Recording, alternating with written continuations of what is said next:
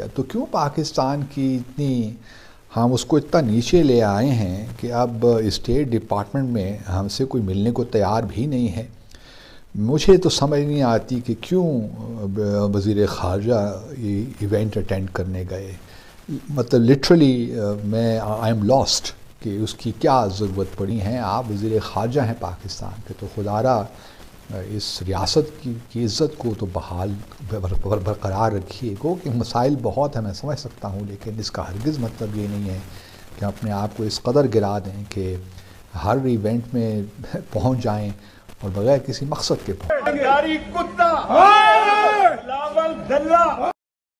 जी। तो ये थे, सॉरी फॉर द लैंग्वेज, लेकिन ये थे जी शेख रशीद साहब, जो कि जरदारी साहब यानी आसिफ अली जरदारी साहब को भी बुरा भला कह रहे थे, और साथ साथ वो बिलावल भुट्टो जरदारी के लिए खिलाफ भी नारे लगा रहे थे, और इस वक्त जो गवर्नमेंट मौजूद है उसको भी बुरा भला कह रहे थे। मतलब ये कि शेख साहब बहुत गुस्से में हैं।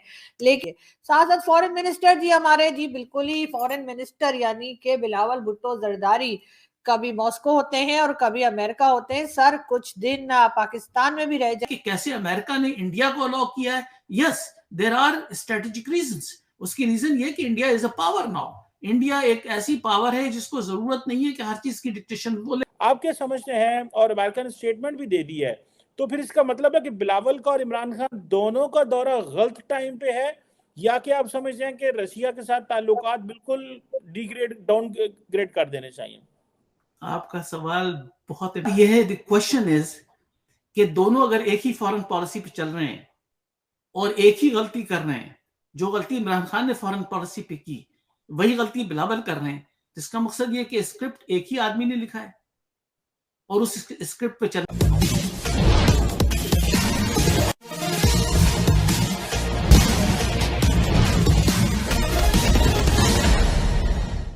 जिस तरह भारत के विदेश मंत्री एस जयशंकर रसिया और अमेरिका जो एक दूसरे के विरोधी हैं, दोनों के बीच अपना संतुलन कायम रखे हुए हैं और दोनों देश भारत को उतना ही आदर दे रहे हैं। यही कारनामा पाकिस्तान के नए विदेश मंत्री बिलावल भुट्टो ने भी आजमाने की कोशिश की।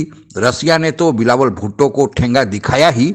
हद तो तब हो गई जब अमेरिका के किसी भी विदेश मंत्रालय के व्यक्ति ने अमेरिका में बिलावल भुट्टो को मिलने से इनकार कर दिया। क्या है बिलावल भुट्टो के बिल्लो रानी बनने का राज, सुनते हैं। वज़ीर ख़ारजा बिलावल ज़रदारी साहब से दरख्वास्त है कि अब वो सिर्फ पाकिस्तान पीपल्स पार्टी के चेयरमैन ही नहीं हैं या सिर्फ एमएनए ही नहीं हैं, बल्कि वो इस वक्त पाकिस्तान है। तो मैं तो हैरान रह गया। चलिए, अगर आपने जाना इतना ही समझा ज़रूरी पाकिस्तान के लिए, तो कम से कम पिछली दफ़े जो हुआ कि आप चले भी गए अमेरिका और आपकी अपने जो हम मनसब से मुलाकात नहीं हो पाई और सिर्फ टेलीफोन पे ही गुफ्तगू हुई है। अब भी यही हुआ। अब तो चलिए, पिछली दफ़ा तो फिर डिप्टी सेक्रेटरी ने आपको रिसीव कर लिया, इस बार तो कौंसलर जो स्टेट डिपार्टमेंट के उन्होंने आपको रिसीव किया। तो क्यों पाकिस्तान की इतनी हम उसको इतना नीचे ले आए हैं कि अब स्टेट डिपार्टमेंट में हमसे कोई मिलने को तैयार भी नहीं है। मुझे तो समझ नहीं आती कि क्यों वज़ीर ख़ारजा ये इवेंट अटेंड करने गए। मतलब लिटरली मैं आई एम लॉस्ट कि उसकी क्या ज़रूरत पड़ी उनको। ठीक है, जब आप पीपल्स पार्टी के चेयरमैन थे, आप पहले भी जाते रहे इस ब्रेकफास्ट प्रेयर में, लेकिन अब आप वज़ीर ख़ारजा हैं, इसमें जाने की मेरे हिसाब से कोई तुक नहीं बनती थी, कोई ज़रूरत नहीं थी। और ख़ास तौर पे कि जब आपको स्टेट डिपार्टमेंट में भी कोई मुलाकातें आपको नहीं मिली, और शायद देखिए एक मुझे लगता नहीं है, लेकिन चूँकि अब कौंसलर लेवल पे स्टेट डिपार्टमेंट में मुलाकात हो चुकी है, तो मुश्किल लगता है कि एंटनी ब्लिंकन जो हैं वो हमारे वज़ीर ख़ारजा को रिसीव करेंगे। बस शायद एक टेलीफोन कॉल हो जाए, लेकिन that is not enough in my view. तो अपने मुल्क को, जिस तरह मैंने पहले कहा कि अब सिर्फ आप एमएनए नहीं हैं या पीपल्स पार्टी के चेयरमैन नहीं हैं, आप वज़ीर ख़ारजा हैं पाकिस्तान के, तो खुदारा इस रियासत की इज़्ज़त को तो बहाल बरकरार रखिए। गो कि मसाइल बहुत हैं, मैं समझ सकता हूँ, लेकिन इसका हरगिज़ मतलब ये नहीं है कि अपने आप को इस कदर गिरा दें कि हर इवेंट में पहुँच जाएँ और बगैर किसी मकसद के।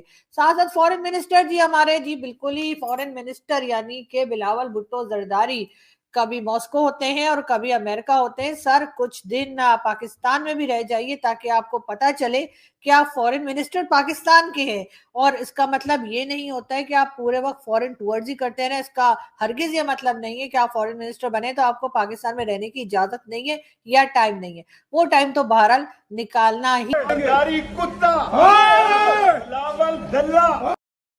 जी तो ये थे, सॉरी फॉर द लैंग्वेज, लेकिन ये थे जी शेख रशीद साहब जो कि जरदारी साहब यानी आसिफ अली जरदारी साहब को भी बुरा भला कह रहे थे, और साथ साथ वो बिलावल भुट्टो जरदारी के लिए खिलाफ भी नारे। आप क्या समझते हैं, और अमेरिका ने स्टेटमेंट भी दे दी है, तो फिर इसका मतलब है कि बिलावल का और इमरान खान दोनों का दौरा गलत टाइम पे है, या कि आप समझते हैं कि रशिया के साथ ताल्लुकात बिल्कुल डिग्रेड डाउन ग्रेड कर देने चाहिए?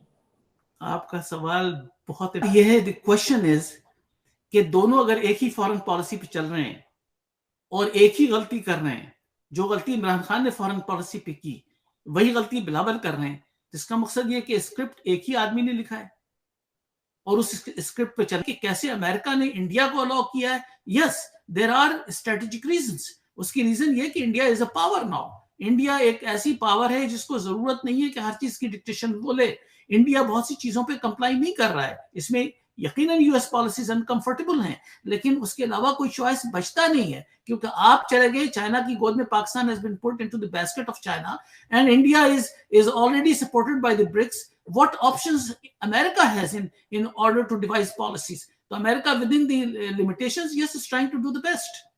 बिल्कुल ठीक कह रहे हैं डॉक्टर साहब। Obviously every country pursues its national interest, लेकिन बात वही है कि आप कितनी कैपेबिलिटी है, कितनी कैपेसिटी है कि उस नेशनल इंटरेस्ट को परसू कर रहे हैं। और obviously Pakistan is facing challenges जिस तरह।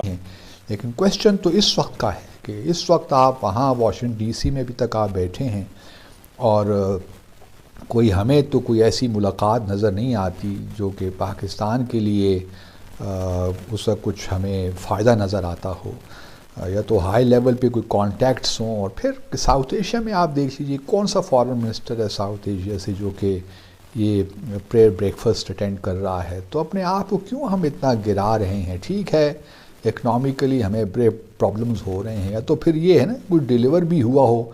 यहाँ पे वो 9th रिव्यू हो रहा है IMF का, और उसमें अभी तक जिस किस्म की कंडीशनैलिटीज़ लगाई जा रही हैं तो वो भी समझ नहीं आता ये ऊँट किस करवट बैठेगा।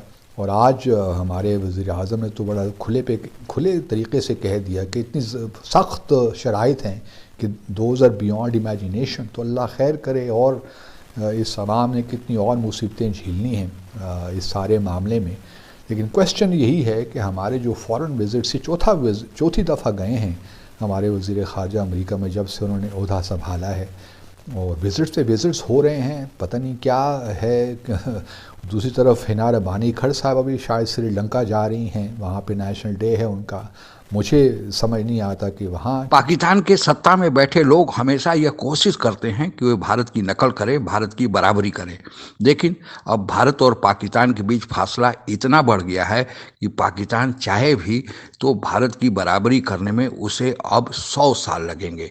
और कुछ अब यह देखने को मिल भी रहा है कि अंतर्राष्ट्रीय राजनीति में जिस तरह भारत का दबदबा बढ़ते जा रहा है, पाकिस्तान के नवनिर्वाचित विदेश मंत्री भारत जैसा दबदबा कायम करने की कोशिश कर रहे हैं, लेकिन उन्हें हर महाज पर मोखी खानी पड़ रही है।